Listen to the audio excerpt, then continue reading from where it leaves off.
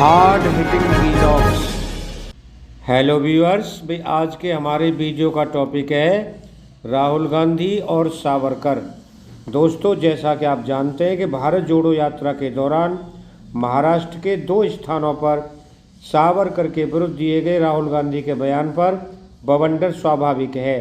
राहुल ने पहले वाशिम जिले में आयोजित रैली में सावरकर की निंदा की और जब इसका विरोध हुआ तो अकोला जिले में पत्रकार वार्ता में माफ़ीनामे की एक प्रति दिखाते हुए उन्हें डरपोक तथा महात्मा गांधी और उस वक्त के नेताओं के साथ धोखा करने वाला बता दिया। राहुल के बयान और उनके प्रभावों के दो भाग हैं। पहला भाग है इसका राजनीतिक असर और दूसरा उनके दावों की सच्चाई। दोनों हिस्सों पर अलग अलग गौर करना ठीक रहेगा। दोस्तों, इसका राजनीतिक असर क्या है? नंबर 1, राहुल के बयान से उद्धव ठाकरे की शिवसेना और शरद पवार की एनसीपी दोनों असहज हो गई हैं। दोनों खुद को इस बयान से अलग करने पर मजबूर हुई है। नंबर 2, शिवसेना के संजय राउत ने यहाँ तक कह दिया कि इसका असर महाविकास अघाड़ी पर पड़ सकता है। नंबर 3, महाराष्ट्र में भारत जोड़ो यात्रा में जो लोग आ रहे थे उनमें उद्धव वाली शिवसेना और एनसीपी के साथ साथ उन संगठनों और समूहों के भी लोग थे जो बीजेपी आरएसएस के खिलाफ रहे हैं।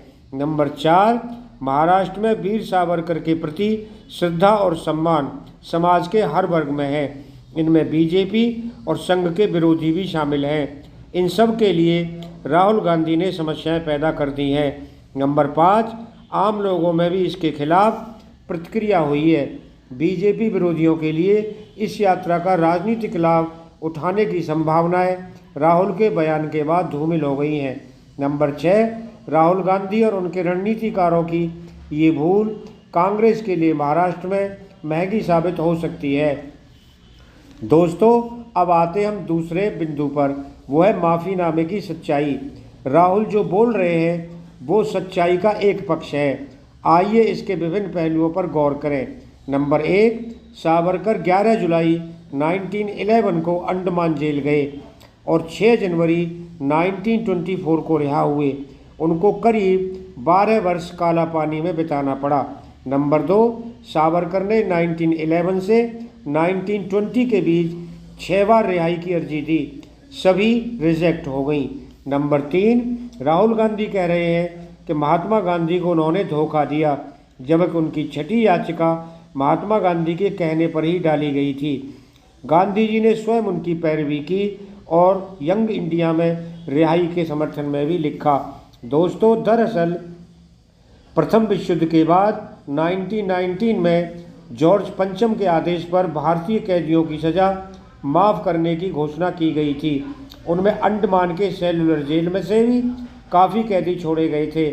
इनमें सावरकर बंधु विनायक दामोदर सावरकर और उनके बड़े भाई गणेश दामोदर सावरकर शामिल नहीं थे। उनके छोटे भाई नारायण राव सावरकर ने महात्मा गांधी को पत्र लिखकर सहयोग मांगा था। इस अनुरोध पर गांधी जी ने क्या किया ये देखिए। नंबर 1, 25 जनवरी 1920 को गांधी जी ने उत्तर दिया, कोट, प्रिय डॉक्टर सावरकर, मेरी राय है कि आप एक विस्तृत याचिका तैयार कराएं जिसमें मामले से जुड़े तथ्यों का जिक्र हो। आपके भाइयों द्वारा किया गया अपराध पूरी तरह राजनीतिक था। मैं इस मामले को अपने स्तर पर भी उठा रहा हूं। नंबर 2, गांधी जी ने 26 मई 1920 को यंग इंडिया में लिखा, कोट, कई कैदियों को शाही माफ़ी का लाभ मिला है, लेकिन कई प्रमुख राजनीतिक अपराधी हैं जिन्हें अब तक रिहा नहीं किया गया है। मैं इनमें सावरकर बंधुओं को गिनता हूँ, अनकोट। एक और पत्र, कलेक्टेड वर्क्स ऑफ गांधी में गांधी जी ने लिखा, कोट, राजनीतिक बंदियों के संबंध में जो हत्या के अपराध में जेल में हैं, उनके लिए कुछ भी करना मैं उचित नहीं समझता। हाँ, मैं भाई विनायक सावरकर के लिए जो बन पड़ेगा वह करूँगा, अनकोट। गांधी जी ने सावरकर बंधुओं की रिहाई की मुहिम में वो सारे तर्क दिए जो एक देशभक्त के पक्ष में दिए जा सकते हैं। सावरकर की प्रशंसा में गांधी जी ने लिखा, कोट, अगर देश समय पर नहीं जागता है तो भारत के लिए अपने 2 वफादार बेटों को खोने का खतरा है। दोनों भाइयों में से विनायक दामोदर सावरकर को मैं अच्छी तरह जानता हूँ। मेरी उनसे लंदन में मुलाकात हुई थी।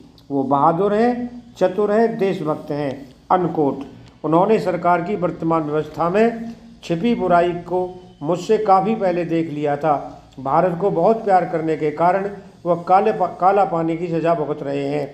ठीक है कि सावरकर महात्मा गांधी के अनेक विचारों से असहमत थे और कांग्रेस के आलोचक भी थे, किंतु उन्हें माफ़ी मांगने वाला कायर, अंग्रेजों का पिट्ठू और स्वतंत्रता आंदोलन का विरोधी कहना एक महान देशभक्त, क्रांतिकारी और समाज सुधारक के प्रति कृतज्ञता होगी।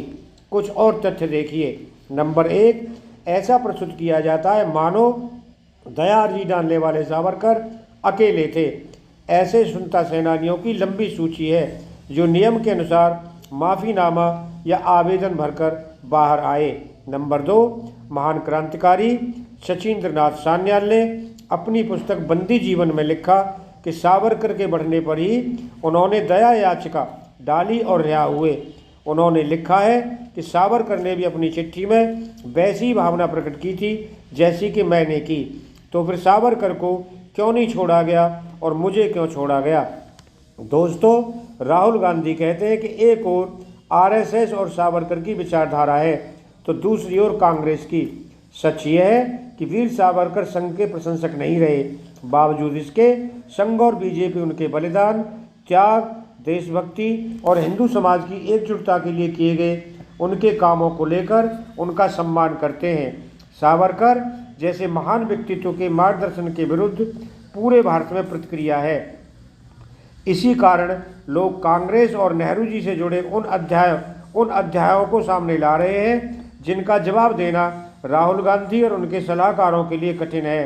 कुल मिलाकर राहुल गांधी ने अपने बयान से कांग्रेस के लिए ही समस्याएं पैदा कर दी हैं। दोस्तों, अगर आपको वीडियो पसंद आया हो तो चैनल को सब्सक्राइब करें, वीडियो को लाइक करें। आप लोगों का बहुत बहुत धन्यवाद। Thank you very much.